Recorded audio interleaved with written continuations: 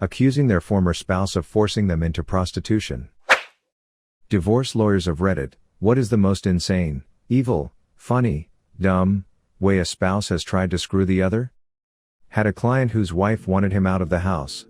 I told him not to leave, just move to a different bedroom for the time being because once he was out the chances of him ever getting back in were slim.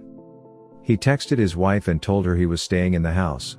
She called back and left a VM that she wanted him out and if he wasn't out soon, she would start taking out her unhappiness on the children and would remind the children that mommy was being mean to them because daddy wouldn't leave.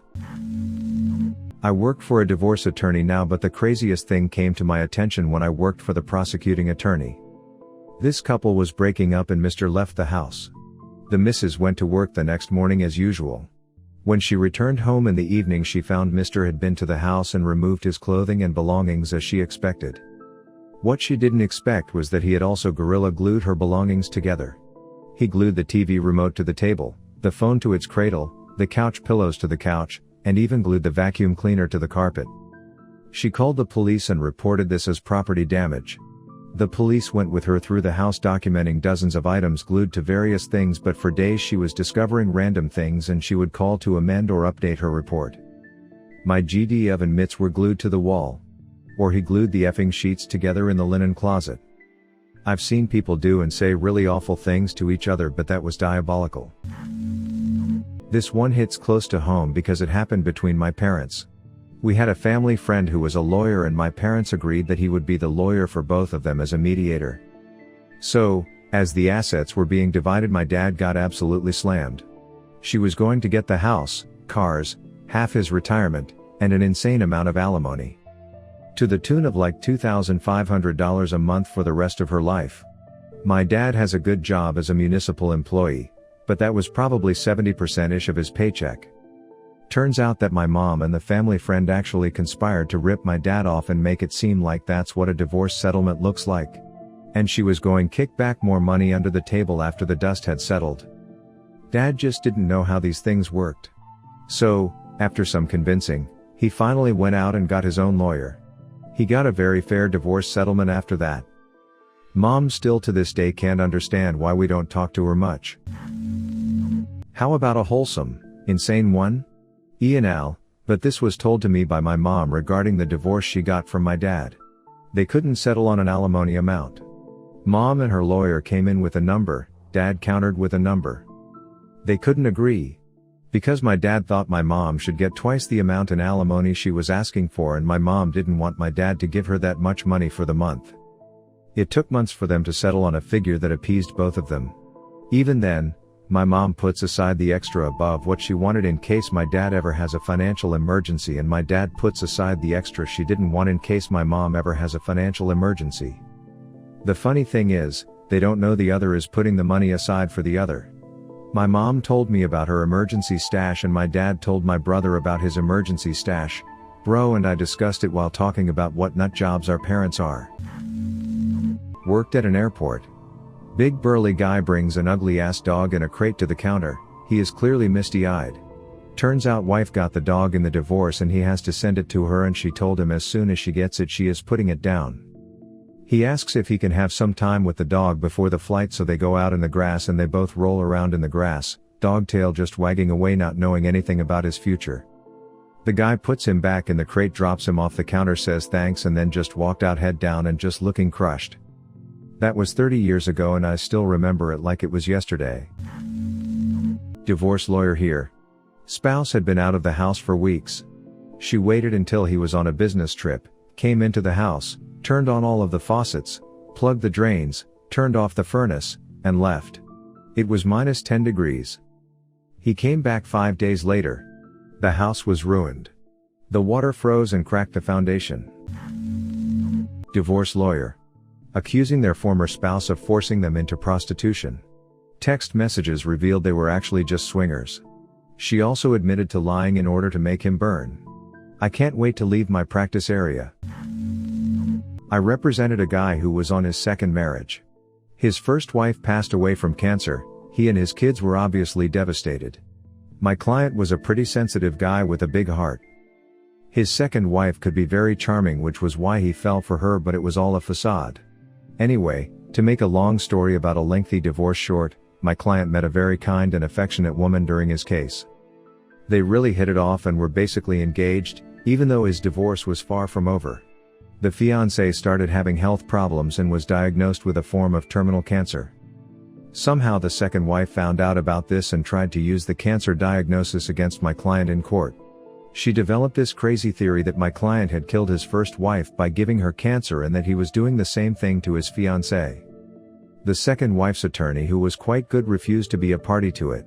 The attorney never addressed the argument in court and didn't even ask the second wife any questions about it during testimony. Rather, the attorney informed the judge that the second wife wished to address the court directly about an issue. The judge allowed her to do so, in a highly irregular move. The second wife told her crazy conspiracy theory to the judge, adding that she was certain my client had tried to give her cancer at some point as well.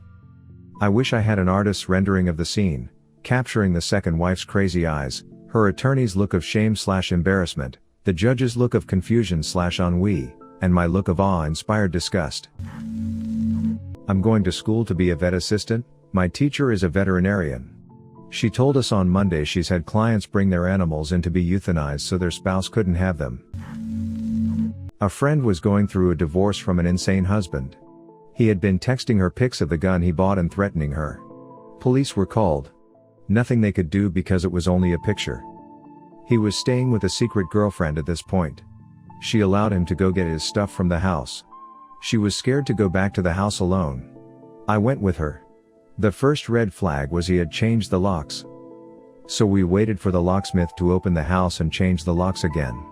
Well, when the door opens, we noticed all of the furniture was gone.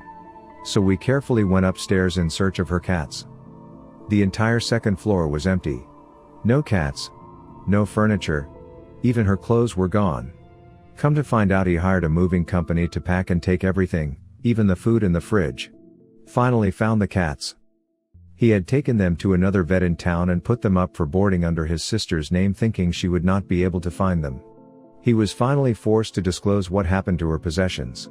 He had them taken to a storage unit far away from the home. Paralegal for a divorce lawyer. This one is morbid. We represented a guy who believed vehemently that his wife was assaulting the children.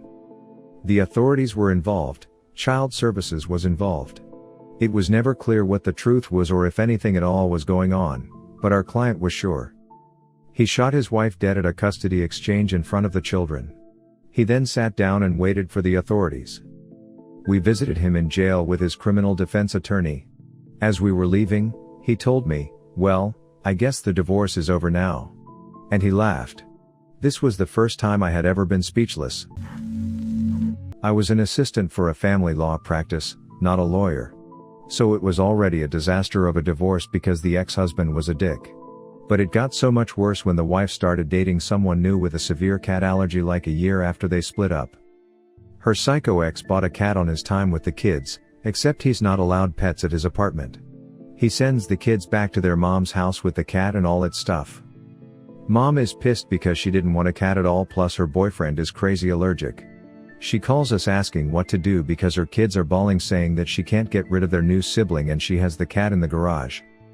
Ex told kids, if mommy loves you, she'll let you keep the cat since daddy is not allowed cats at his house. She accused her ex-husband of sexually molesting their children while under the watchful eye of the nationally endorsed social workers who oversaw his contact with them, which was only required because he didn't have his own private accommodation at the time. She also said that his Indian flatmates were inherently dirty. After the obviously false child molestation suggestion, I warned her of the consequences of being caught lying about that, i.e. permanent loss of custody. She fired me but kept calling back using fake names to try and obtain free advice, which contradicted my advice, but everyone she called immediately spotted her. This was a long time ago and now I specialize in insurance litigation, which is far less ugly. I see a lot of unsubstantiated accusations of child abuse and or molestation to deteriorate the relationship between the dad and the kids. And we'll hire experts and therapists and there will be an investigation. We'll have depositions and a trial. And after a year has passed without dad being allowed to see his children and thousands of dollars have been spent, it will come out that nothing happened. This happens in my practice about once or twice a year. Very common. Paralegal for a divorce lawyer here. Our client told us he didn't clear out the marital account after the parties filed. Which technically is true, because while he removed $45,000 he left about $3.50 in there. A soon-to-be ex-husband left his wife's prized koi to die on the doorstep of their house. Apparently, the value of these fish, 6 in total, was over $100,000. She was, according to her lawyer, so distraught that she couldn't be in court. Only in LA. I didn't handle the divorce, I handled parts of the aftermath. In the divorce, she went AWOL, was living in a truck somewhere, and just couldn't handle it mentally. He gave her 5 of his 9 companies. They were the ones that owed 7 figures in payroll taxes. He had made her the bookkeeper on paper. She spent decades trying to shake the IRS for the results. Once had a boss who had to leave his house for 6 hours while his ex-wife grabbed all the belongings she was legally entitled to. When he returned home, every knob and handle was gone. Door knobs, cabinet handles, drawer handles, anything that was screwed onto something and used to open it, she had taken. Every day for the next week he would occasionally yell out she took the fucking knobs. Former divorce lawyer.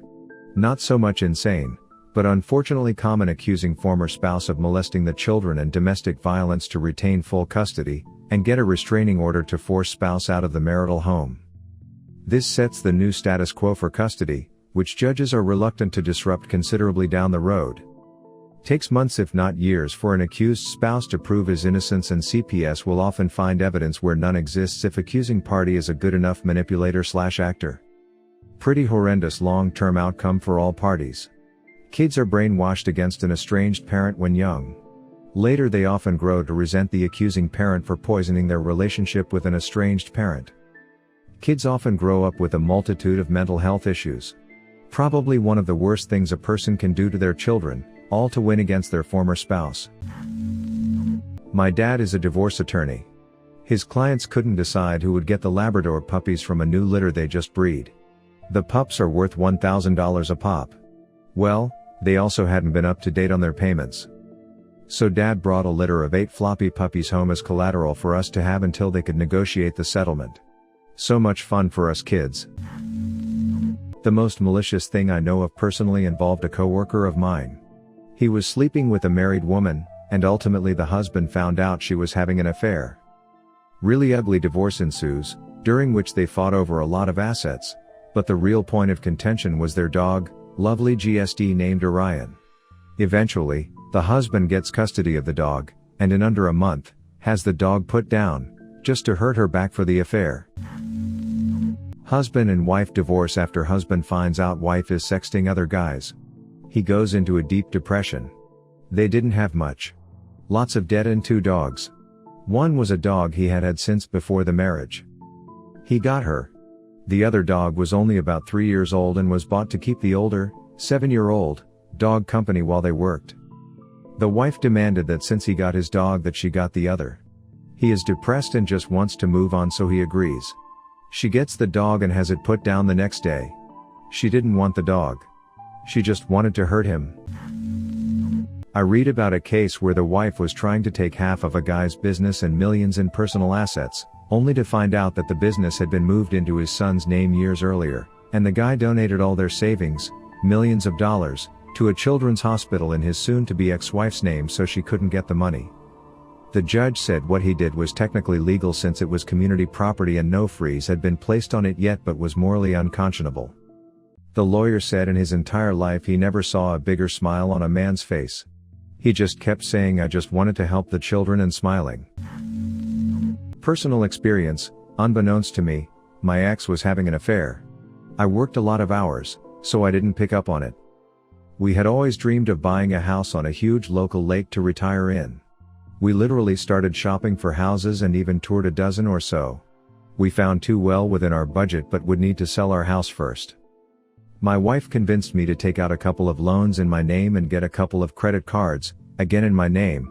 Most of the bills were in hers, and the mortgage was in hers, so I did. I spent about $25,000 in CC and loans to fully update our house and get it ready for the market. As soon as the work was done, She told me she was leaving me and wanted to sell the house. The person who hid $250,000 from a business sale so it wouldn't be included in the equalization payment, while providing frank disclosure on the actual sale number?